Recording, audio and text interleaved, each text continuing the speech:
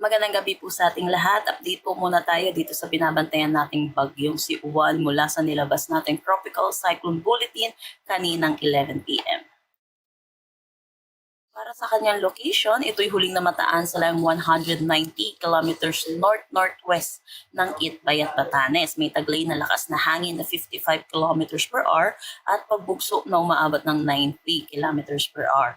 Ito'y kumikilos northeastward sa bilis na 20 kilometers per hour. Sa ngayon, isa na lamang siyang tropical depression category at inaasahan natin tuluyan din itong hihina into a low pressure area sa susunod na 12 hours. Ito po yung ating forecast track dito sa bagyong si Juan. Ito po yung naglandfall na rin dito sa southern portion ng Taiwan at ito yung ganap na tropical depression na lang at dahil na rin sa kanyang interaction sa kalupaan ng Taiwan, ito hihina into a low pressure area sa susunod na 12 oras at patuloy na lalabas na rin naman ng ating Philippine Area of Responsibility. Pero sa ngayon, meron pa rin tayong tropical cyclone wind signal number 1 dito sa Batanes.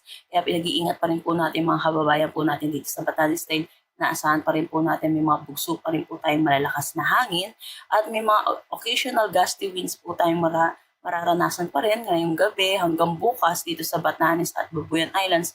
Dulot pa rin nito si Bagyong Juan. Wala na tayong nakataas na anumang gale warning sa anumang seaboards ng ating bansa pero iba yung pag-iingat pa rin po para sa ating mga kababayan mangingisda at yung mga sasakyan malit pandagat dahil posible pa rin po yung malalakas na bugso ng hangin lalo na dito sa Batanes, Babuyan Islands at Ilocos Norte. At yan po muna ang latest nating update dito sa bagyong si Juan. Next update natin ay bukas ng 5 p.m. Para sa karagdagan